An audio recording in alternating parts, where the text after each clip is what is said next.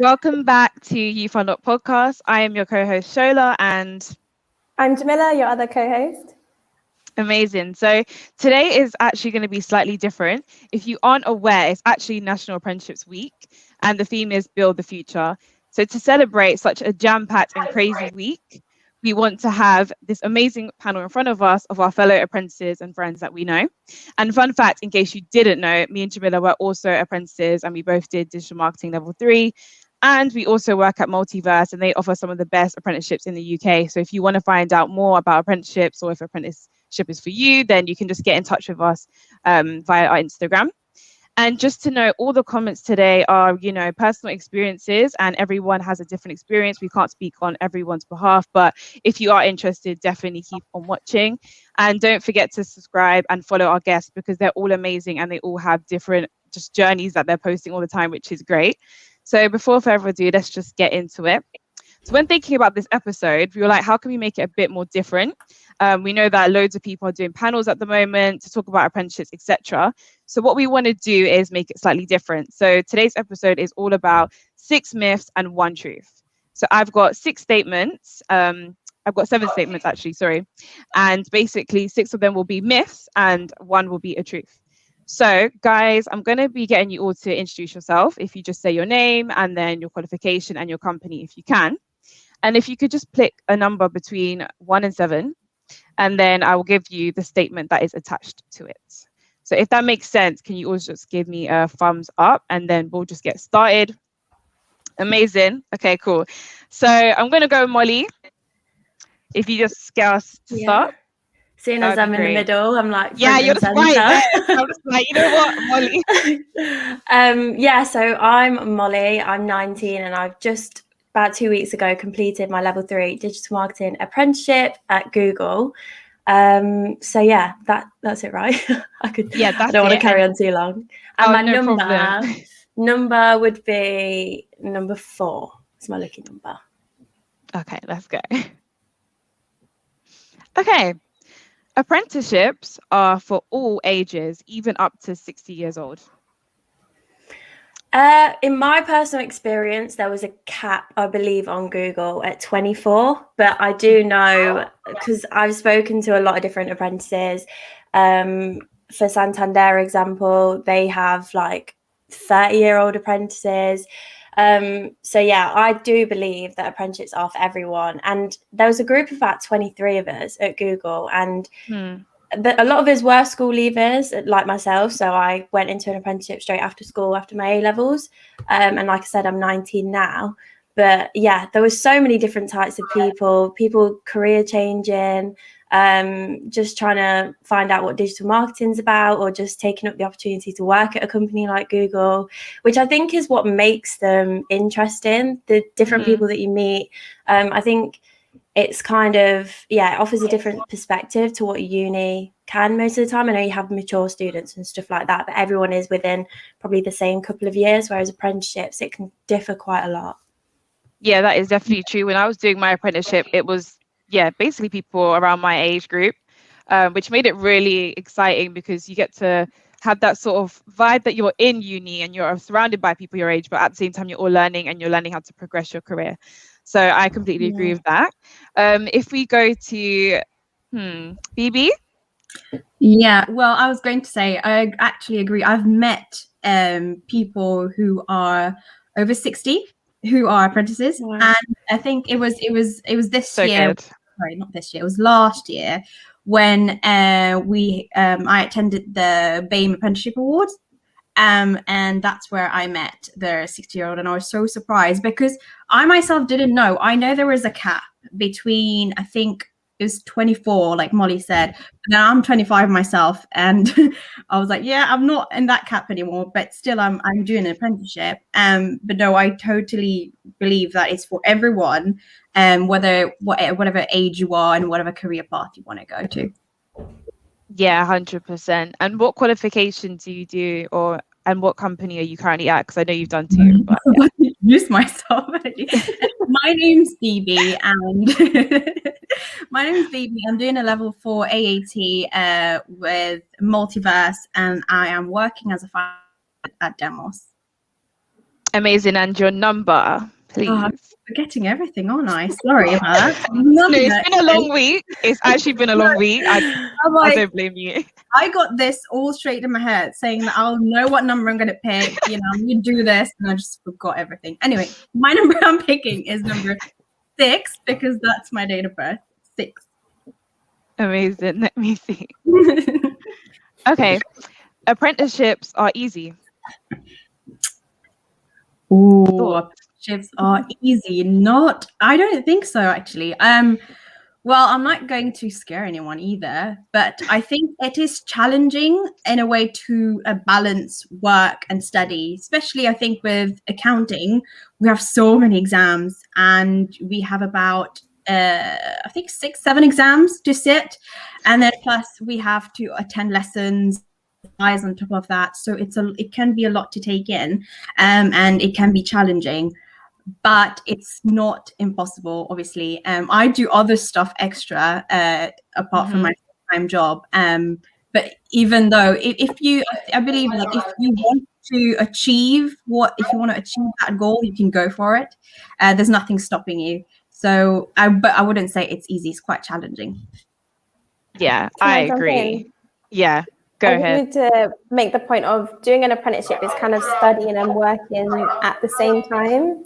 So there's no way that can be easy because you're juggling a 9 to 5 plus trying to spend 20% of that time doing your studies to get a pass at the end of the qualification.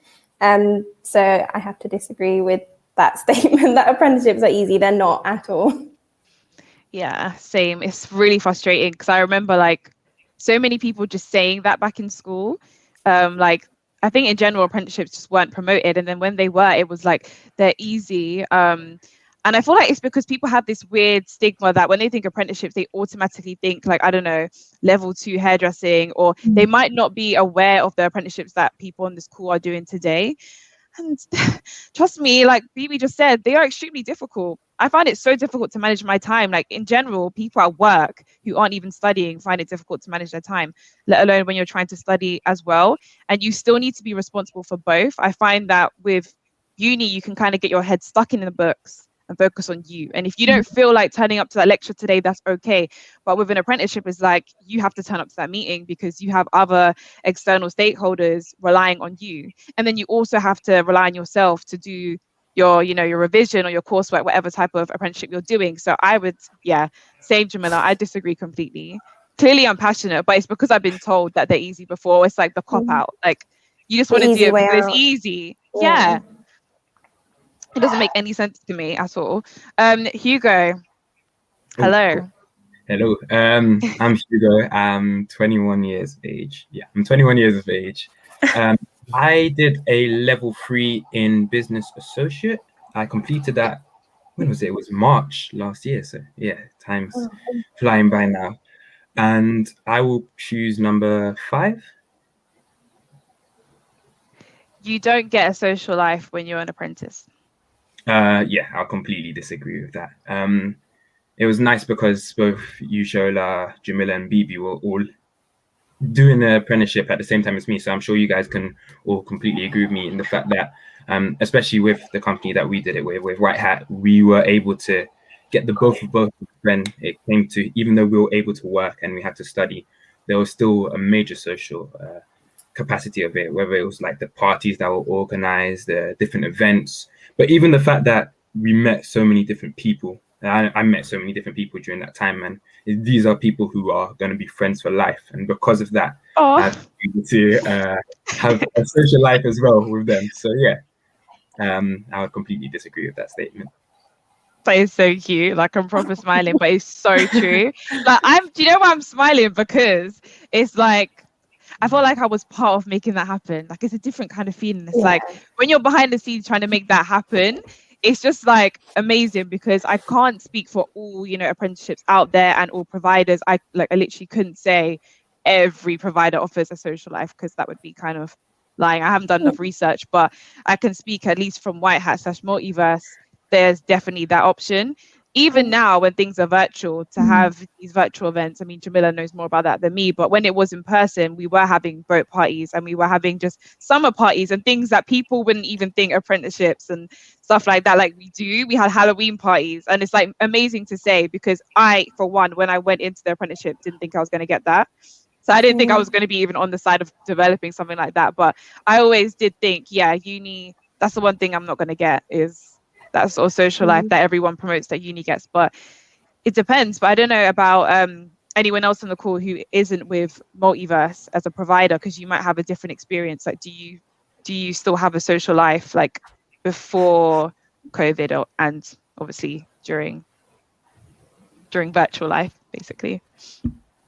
I don't mind chipping in. So I was going to say, we do have a social element with our kind of cohorts of apprentices. Again, it varies, because a lot of the time our socials are sometimes linked to our team socials as well. So there's kind of like an apprentice social element, but then there's also like a workplace social element. So I'd say it's a little bit of both. But some of the stuff you guys have been up to sounds really exciting. It was. Yeah, way back when, like a year ago. I just want to, can I just like chip in as well? Because I think this is a bit of a different experience that not everyone on the call might have had. But I'm from Leicester originally, and my apprenticeship was based in London.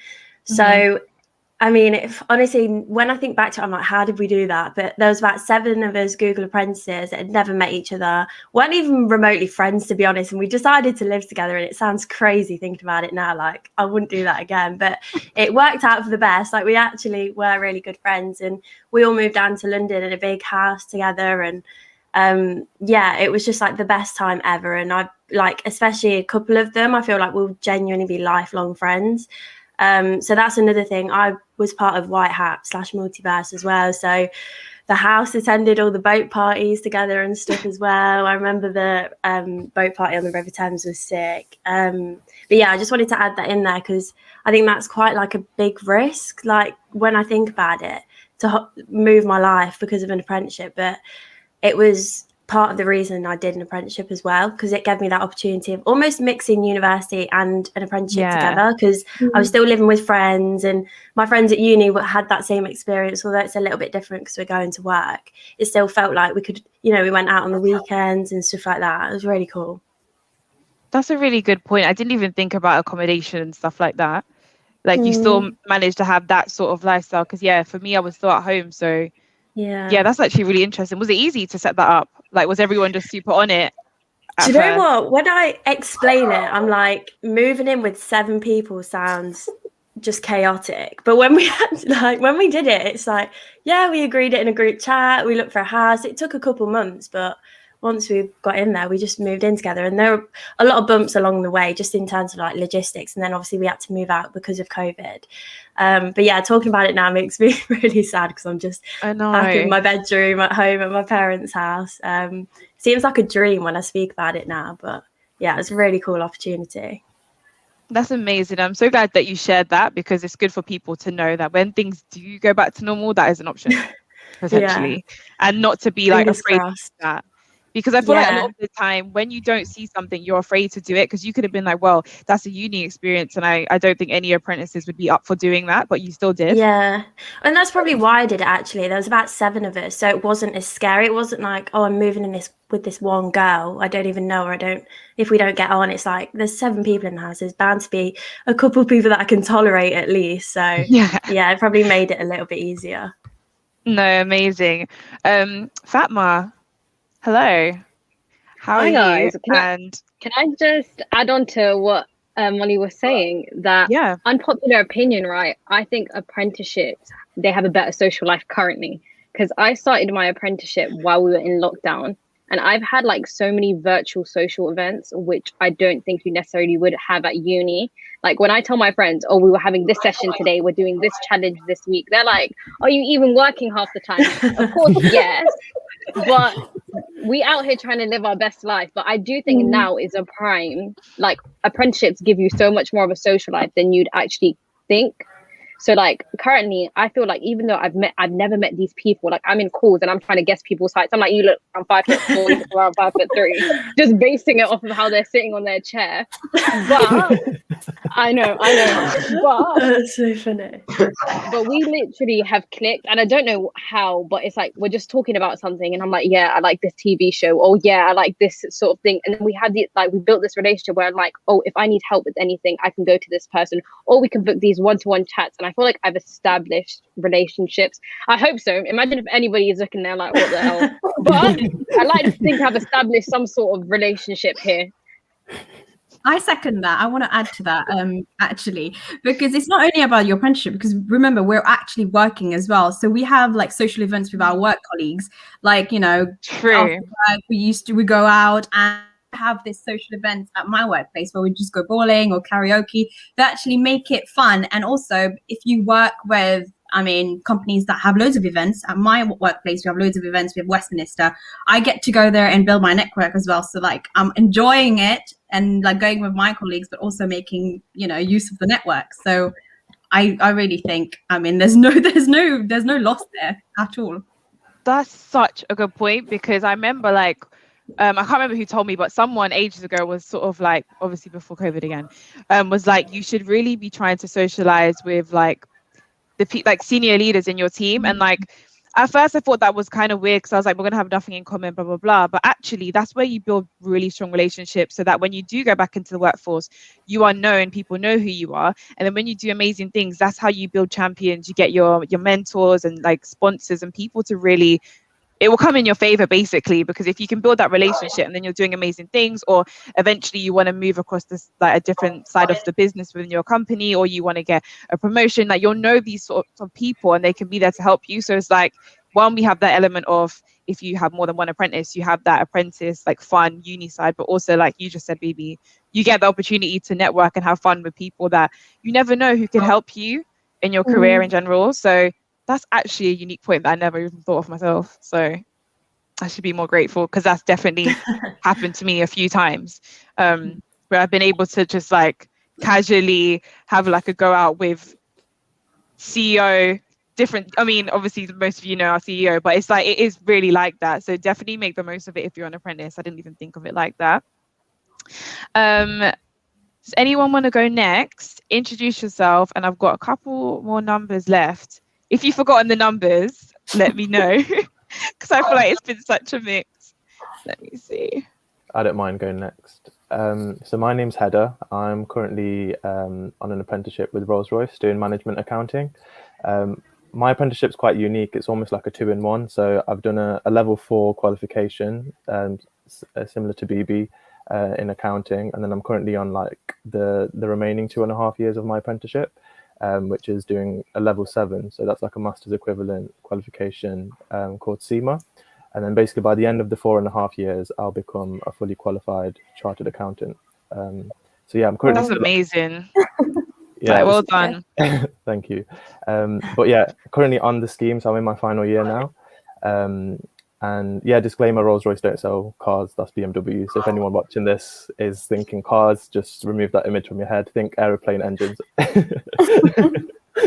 I didn't know that, you know. I'm not gonna lie. I was gonna say that's good to know. That's me. Thanks for the disclaimer, because yeah, it's fine. It's really common. Like literally everyone who doesn't work at Rolls-Royce will be like, "How much like discount do you get on a Rolls-Royce?" It's like, don't even drive one.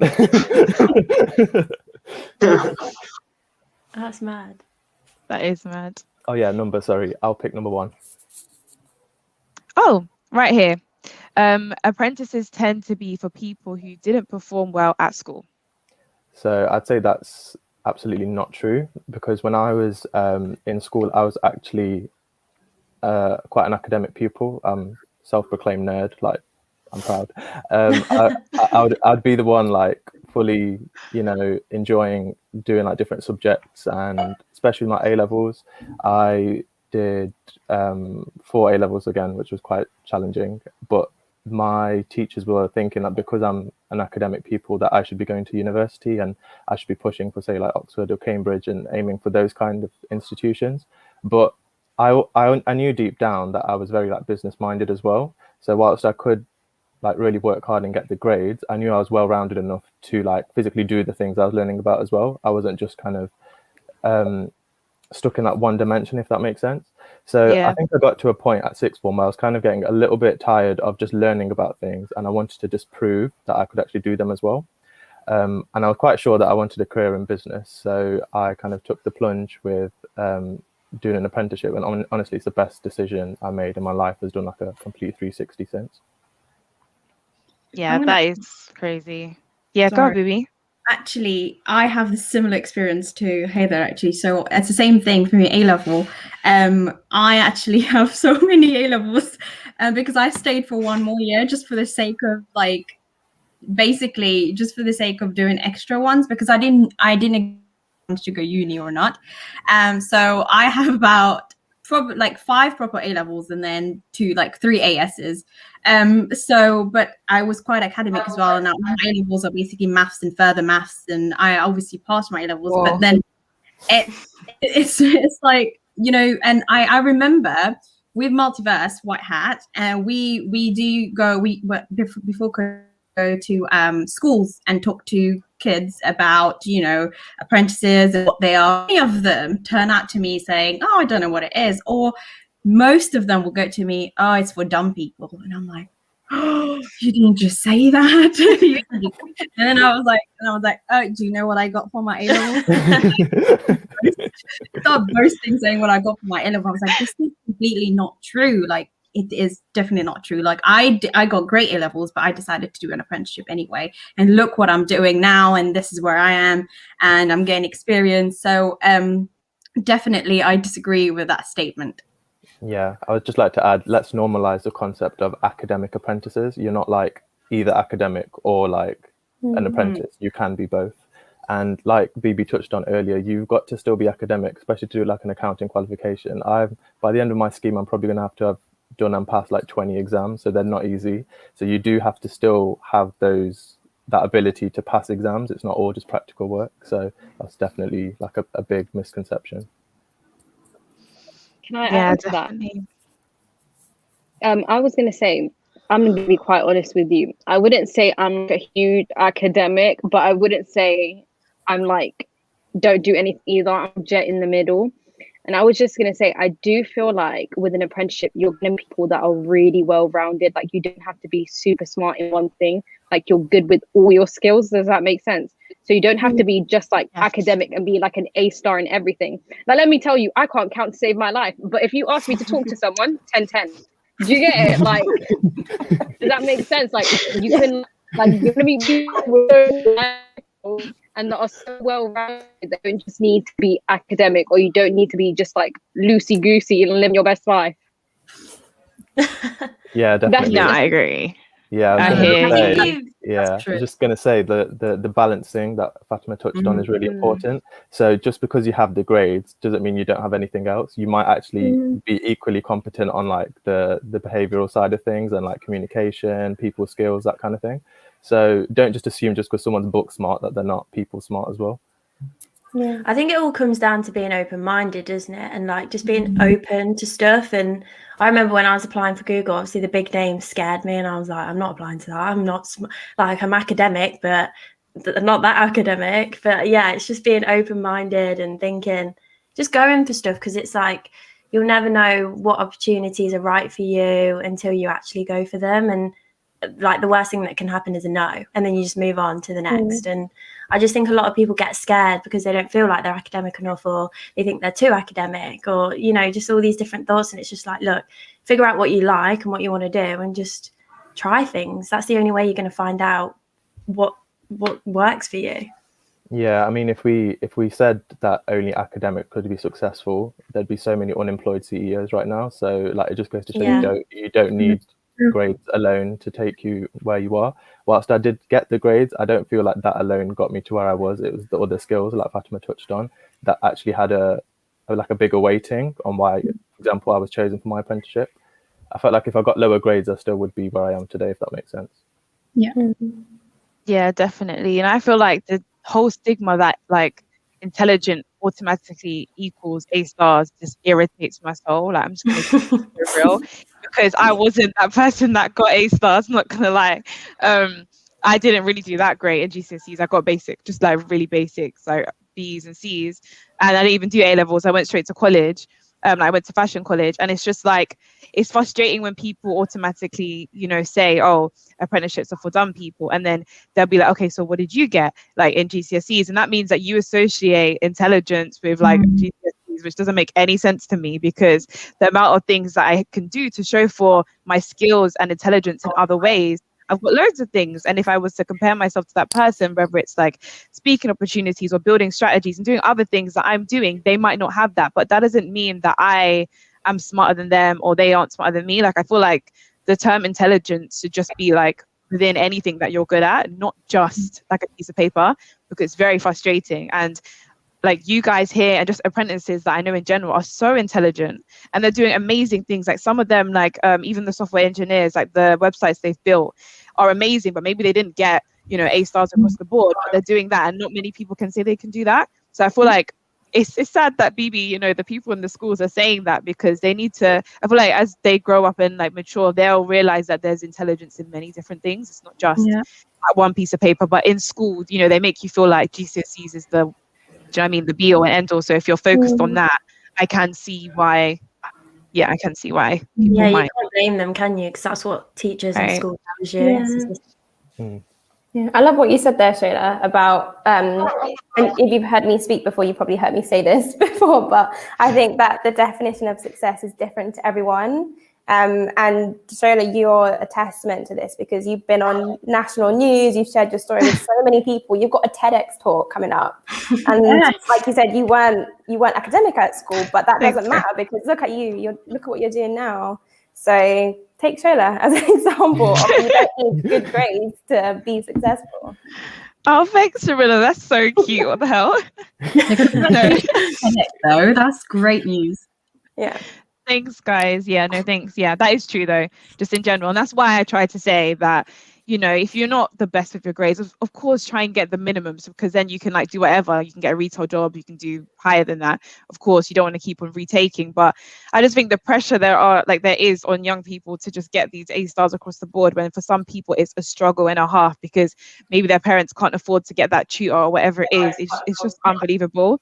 And apprenticeships are great because you don't need those A stars in the same way that uni does, but that does not mean they're intelligent, because they'll have other skills. And a lot of the time, like for me to get my apprenticeship, they were really impressed that I was working in Five Guys, which, well, when I was there, I was like, this isn't going to help me with nothing.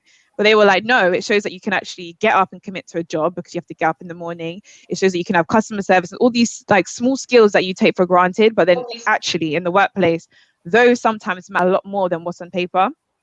So that's just why I wanted to put out there, because I wish someone told me this, because I remember feeling so awkward about my GCSEs when everyone would be like, what did you get? What did you get? And like, you're just like, I didn't get anything. Like, I don't want to talk about it.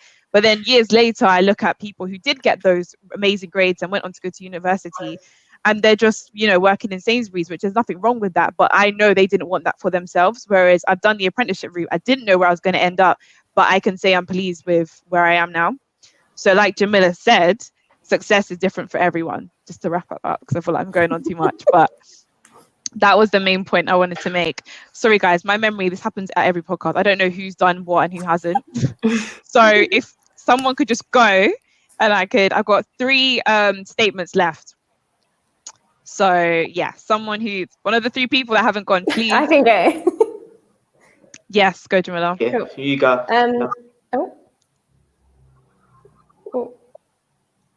Go ahead. Should I go? Yeah. Okay, cool. I think most you can go, Jamila. Okay, cool.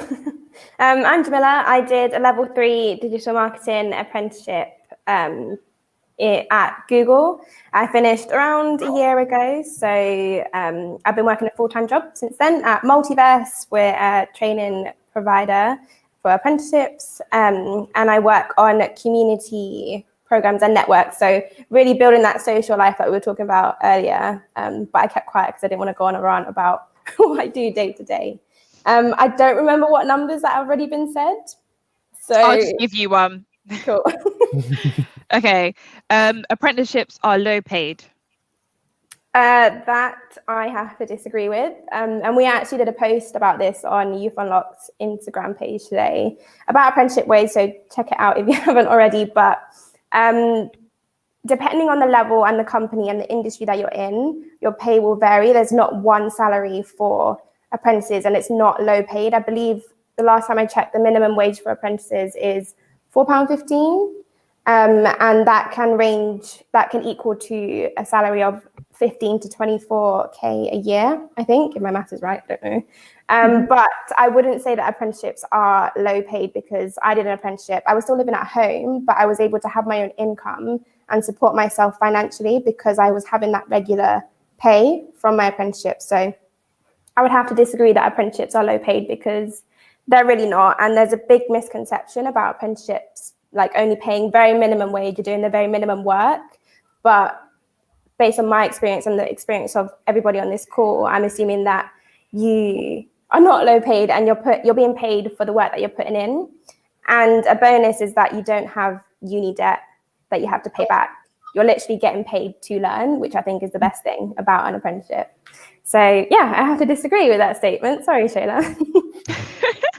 No, I agree with you completely. Like I was going to say, and then you just said it, like you don't pay debt. So what are you losing? If anything, you know, if you like, I get it. Like maybe back in the day, I don't know, it was low paid. I'm not too sure. But at the moment, I think they're really great, especially if you are like coming straight out of school or college and like you have the privilege of like living with your parents still.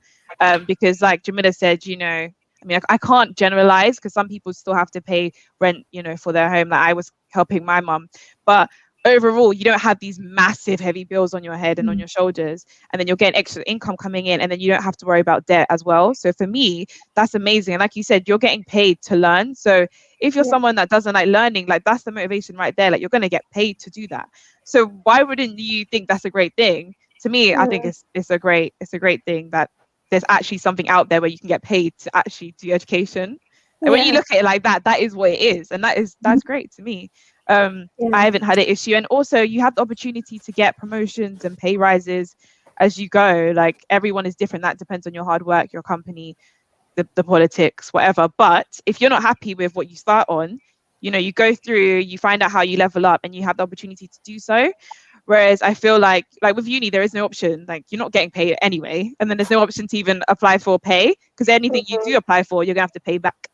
So I feel like that misconception is, you know, I can't generalize. Some people might think it is low paid, but I think it's worth it just for those amount of times that you're, you know, whether it's 12 months, 18 months, that you're doing that apprenticeship, to get paid that amount and just work your hardest so that when you finish it, you can actually go on a higher salary. But one thing I know is, like Molly, I think you as well, but when I started my apprenticeship, I was 18. So if you just think about it, like I'm 20, 21 this year, you will go up.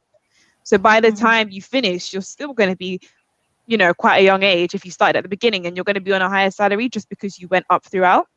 So I would have to agree. I don't know if anyone else has any thoughts on that. No, I can, it's like a, you know, to be, no, I can vouch for that as well. As in, basically me as well. So I started obviously 2 years ago, and then when I had to move to level 4, they obviously, because I was qualified already for level 3, so they increased my salary. And obviously, but you know, because we were, like you said, it's based on your company, how much they pay. So mine, they have the policy of paying London living wage, the minimum. So that's really good. And London living wage is about £10. £1.55. So, but it depends on the company. Even though it's £4.50, I really think it's beneficial anyway, because like Shola said, you're getting paid to learn. You're getting paid to learn. You're getting paid to get experience, and you're getting paid to get resources. The amount of accounting books I have in my drawer. I mean, if I had to buy these things, like if you go to uni, you'd have to buy it anyway. It's not part of your course. You know, you have to spend thousands of pounds to get those books. But here, I have like a bunch of books where I've used, and it's here, like it's all for free, I would say. And you know, and I coach I have lessons that I'm attending, and I have, you know, exams, and all that's all being paid for me. So I don't really, even though if it's like £4.50, I still think it's worth it. I'd also say, with obviously I can't speak for every company, but in my personal experience, for people considering apprenticeships, don't take the salary at face value. Take the opportunity for the recruiter or whoever you can speak to ask questions. Like for me, I got a relocation bonus of a few £1,000. Like that helped me pay deposit on a place, a month's rent. Like it really helped me out. And I didn't know I was getting that until I'd been accepted and went through the process. And there's also little things as well internally. I don't know how much I can say, but little bonuses here and there.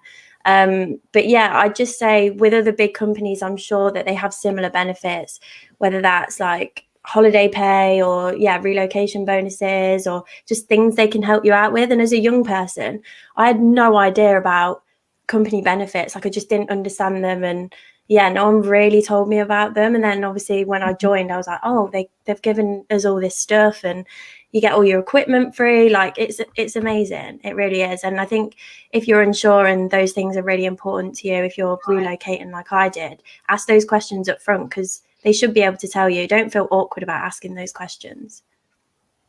Yeah, you made a good point about the holiday pay as well. Like, and even sick pay. Like there's other things you get, your pension. If you're over 18, I think. And there's just other little things like startup environment, like we get to be like in the shares. Like there's other little things you get that you wouldn't have gotten in uni anyway. So if you're on the lowest paid, let's say, those things should be like adding up, in my opinion. So I would say overall, it's not low pay. The benefits you get is just amazing, and the experience you get, it is so worth it. I would say for me personally, that is more worth than spending a whole lot of money that I'm going to have to pay back for, especially right now to do uni from Zoom. But that's just my opinion. I won't, but do you know what I mean? Like when you think about it, like especially now in this mad time, you're paying so much just to, do you know what I mean, do Zoom from home. You don't even have the experience anymore. People have said to me as well, like, oh, but uni you get like months off during the summer and stuff. And just off the back of what you said, it's like, cool, but we're getting paid to have time off. When we go on holiday, we're still getting paid. So like, it's just little things like that you've got to weigh up. You've just got to weigh up your priorities. It's different for every individual, isn't it? Yeah, literally. I was just about to say, it is about just your priorities. Maybe money isn't important for you right now. Maybe you're really rich and you could just pay your uni outright. Do you know what I mean? And you just want that experience and you want to be a doctor and that's just the best way for you. And that's great. But for everyone else with like, more normal lives, consider it. Don't think of it as just it's low paid. Because I feel like that's a lot of the attitude I receive from like a lot of the younger generations, like in secondary school. They're like, oh, I heard they're low paid, but they're not really thinking about the benefits that you get in addition, as well as just not the debt. So thanks, Jamila, for summing that up. But I agree with you for sure. And I've got 2 more numbers left, guys. Who wants to go? Yeah, I've got now. Cool. Hi, my name is Mohammed. Hi everyone, my name is Mohammed and I'm doing electromechanical engineering apprentice for Vanderlande at Heathrow Airport. And I've started the apprenticeship 2.5 years ago and it's been an amazing journey working in different systems and maintaining as well. Literally last November I got back into work, doing shift works as well. So you do 4 on and 4 off as well, so it goes well. That's amazing. Like I find this so interesting. I'm just actually just keen to hear more about what you do day to day because I've seen your Instagram and you post really cool stuff. But to me, it's just interesting. Yeah. What is it like? I work in baggage system right now. So I work in baggage system. In the beginning I started off with going in Terminal 1 and Terminal 2. And I've done like an installation of new project of test rigs. So I've done that and previously with other apprentices as well, I've been doing that and trying to understand the different element of baggage systems.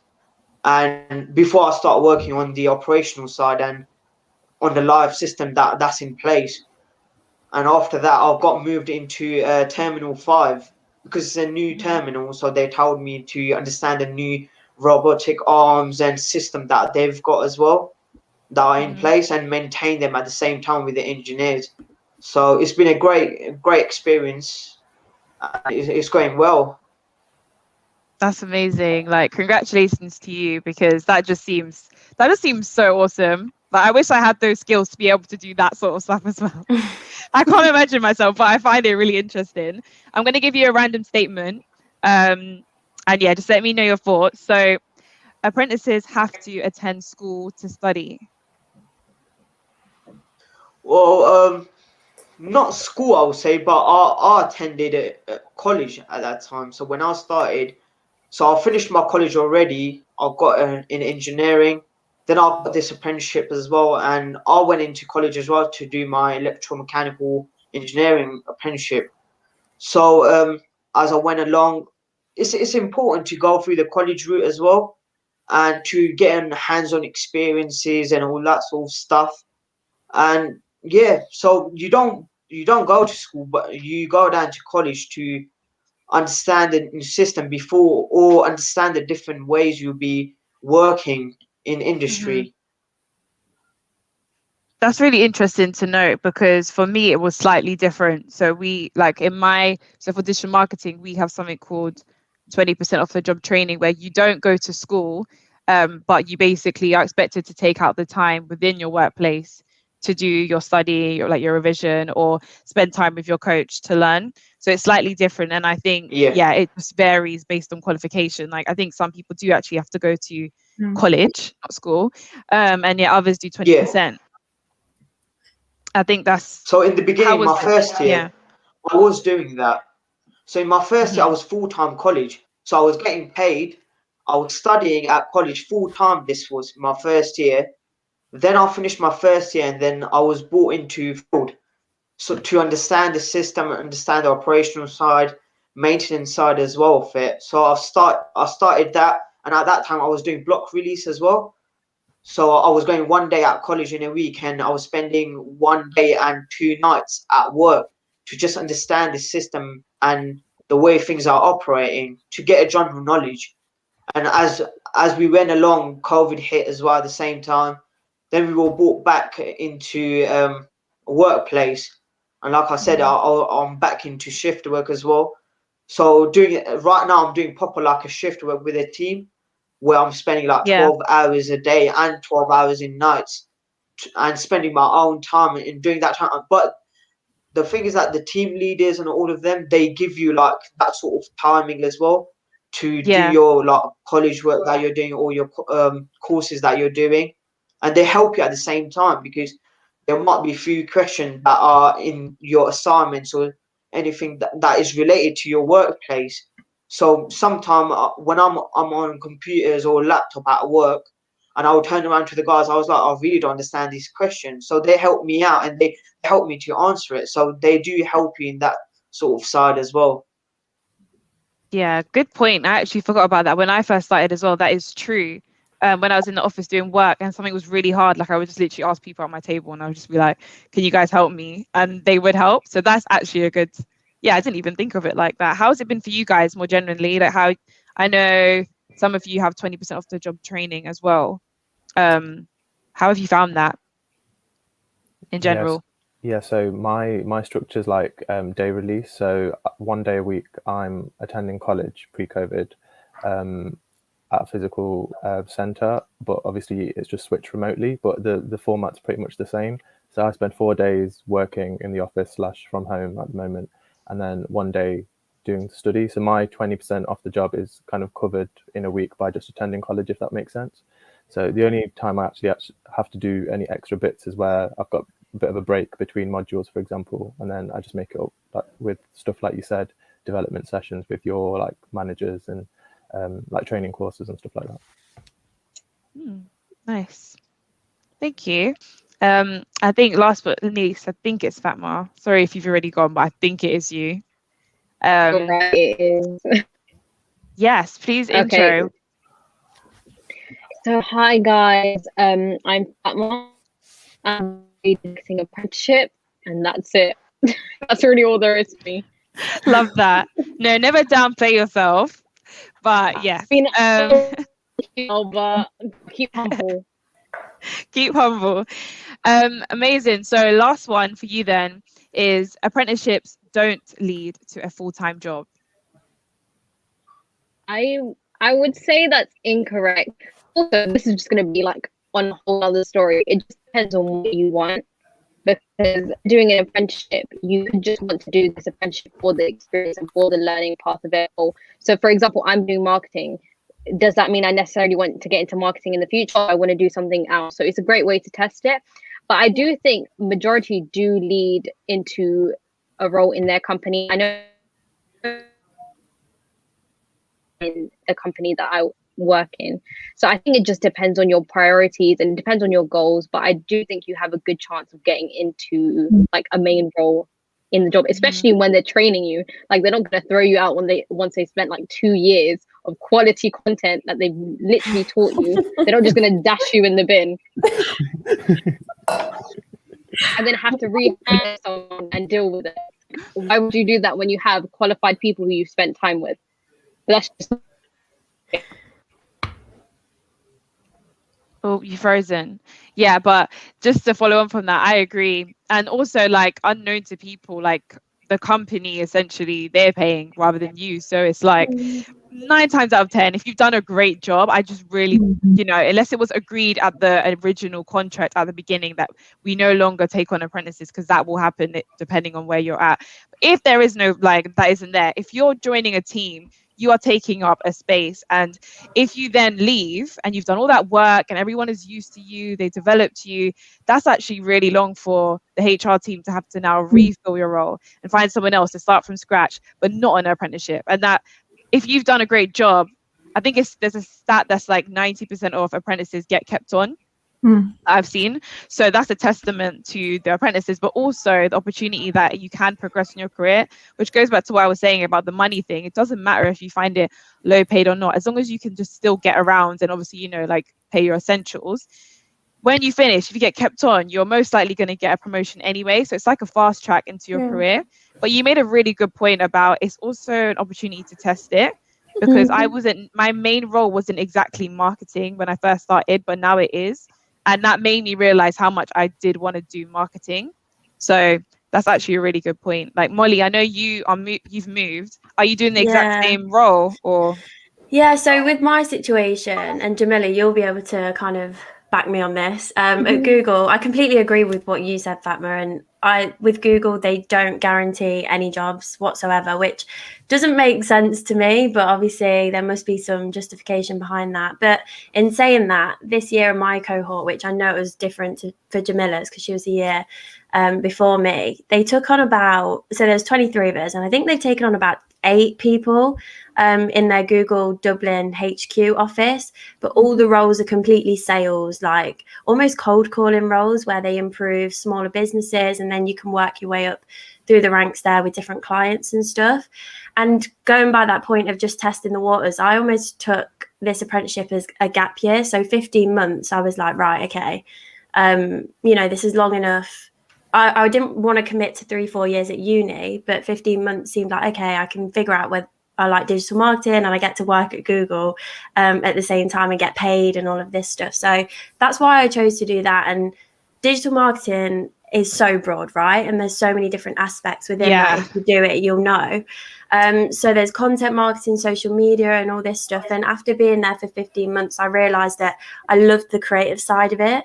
So just like, really understanding how ads are made and like the production behind them almost, but I love the strategy side of it. But Google didn't really have many roles like that. The creative was very limited because they'd always get like third-party agencies, which is actually where I'm moving. So a third-party agency that they will work with. And a woman at Google that I was really close with who works with these partners, I'm actually going to be working with her like at Google. So we have partnerships with Google.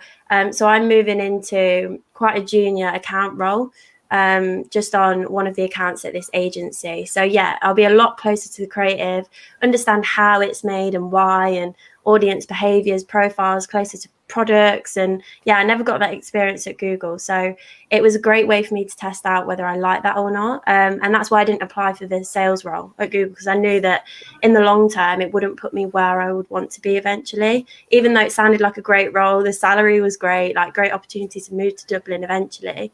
It just didn't align with, I guess, what I wanted for my longer term career. Yeah, really good point. I'm glad that you mentioned that, because again, another thing I always hear, I did a post by it the other day, but like a lot of younger people are like, if I do an apprenticeship, I want to go to the bigger companies. But from people I've spoken to directly, a lot of the time it's not as great as it sounds, because sometimes you are doing really minute work. And if you're someone that wants to show like, you know, impact, and you really love seeing like how what you've done is going to drive the whole business or drive a big space, you might not be able to do that, or you might not have the opportunities to, like, I don't know, build out a strategy because that's already in place. So it's nice to know that you actually you realize what's good for you, and you didn't just go for the other role because of more money and because of whatever else, but you actually were like, no, like it shows that you know yourself, like you're very self-aware, like actually I might go down this route, it might take me longer, I might have to sacrifice a lower paid salary, but it's going to get me to where I actually want to go. And I feel like a lot of people I wasn't though. Going into my apprenticeship, I had no idea what I wanted to do. I was like, marketing sounds cool. Didn't even really know what it was. Like when I went into my apprenticeship, a little bit. Oh, this is what digital marketing is. So I learned about that, but I also learned so much about myself. And there were so many times where I was like, why does everyone know what they want to do? Like I have no idea. And I didn't feel like I was stupid or anything. I was just like, I don't understand why these dots aren't connecting in my head. And it all, like as you kind of grow up and like time goes on, it all kind of falls into place. And I would say on the point of the bigger firms as well, like I know people with a variety of experiences at different companies, but I would say a big company is great for those of you that don't know what you want to do, because they have so many teams, so many different departments. And mine was quite flexible. We could just jump around a little bit and say, oh, they look like a cool team. And my manager was kind of just like, yeah, go for it. You know, this is what your apprenticeship's for, to learn and find out about what you like. They weren't like, stay in our team, we want you as a resource, like you need to stay with us. They were like, no, this is your apprenticeship. Like, you kind of figure out what you want to do. That's why you're here. So although you can't, drive a lot of impacts, that is true. I didn't feel like you don't always get to a stage where it would be passed on to the next person. So you get so far and then it'd be like, oh, we can't do any more. Like it's passed on to a third party or another team. But it was great for figuring out and just being exposed to different sectors, industries, teams and stuff like that.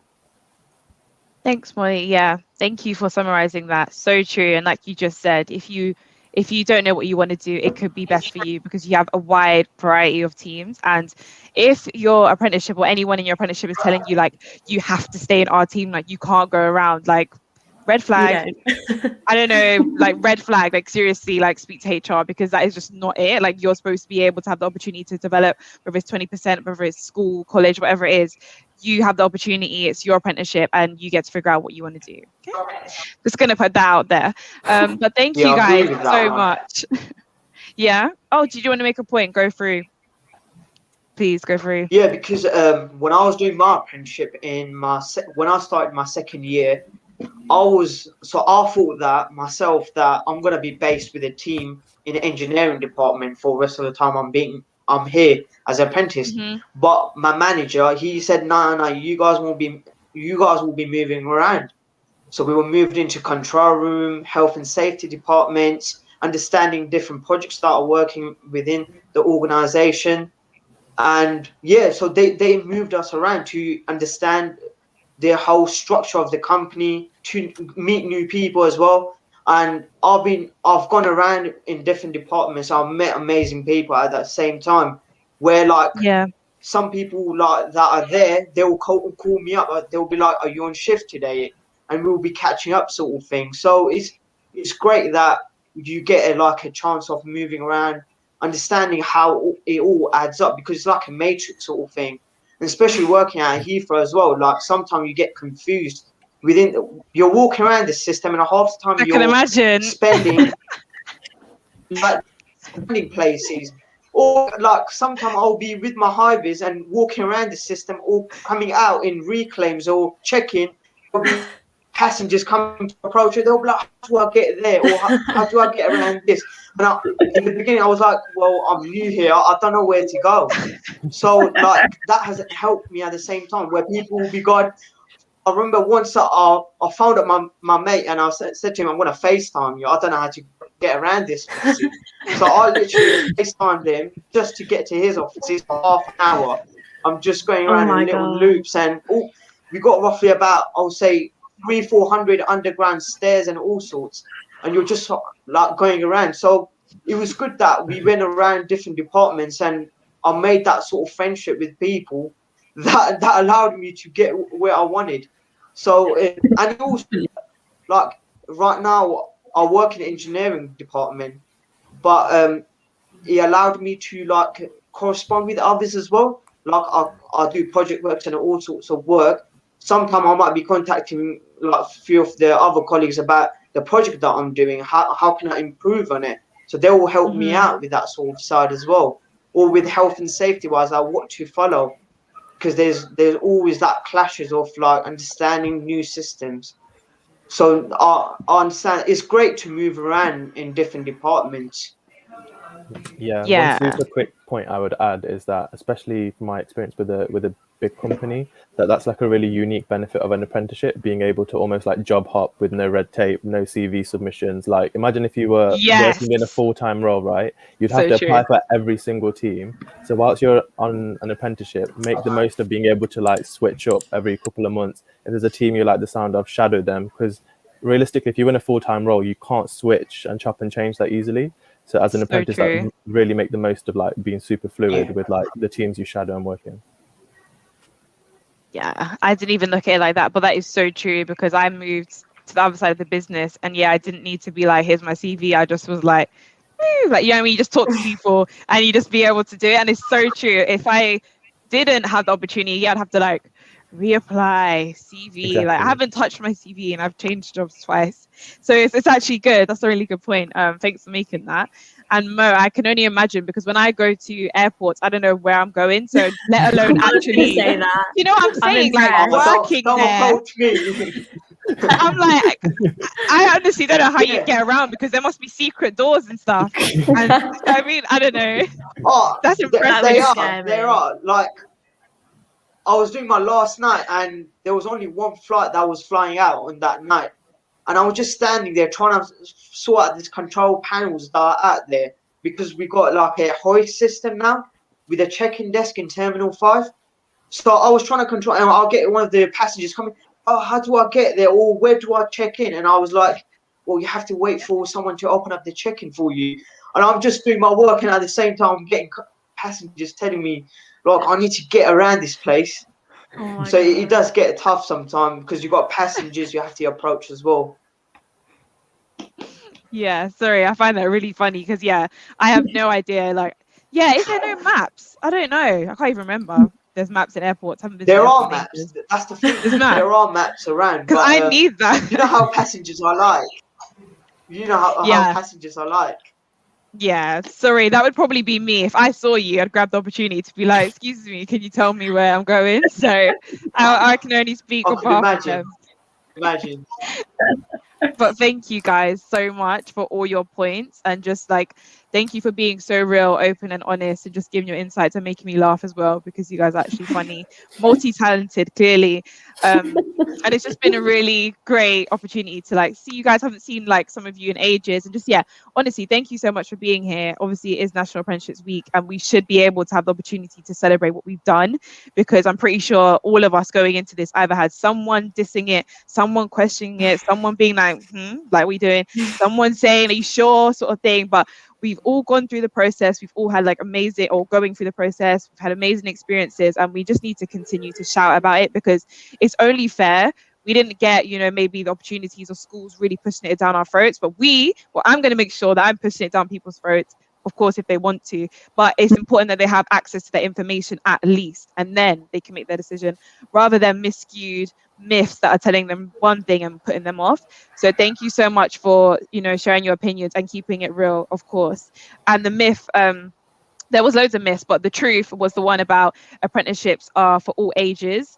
That's one that, people tend to think it's just for school leavers, so like 16 to 24. But actually, no, there are people doing them at 60, 70, which is honestly amazing, because at that age, I'm going to be lazy, and I can tell I'm not going to be able to study and work at the same time. So, but you can honestly do it at any age. And it's slightly different. One is the school leaver one, where it's your apprenticeship, and the other one is more upskilling. So usually you're already in the organization, maybe as a executive, and you want to move to manager, so you'll be upskilled onto our apprenticeship program, like project management, people leadership, etc. I know this because I work at Multiverse. So again, if you want more information, you could just DM us on Youth Unlocked, and please make sure to subscribe. But thank you guys so much for being here. Thank you.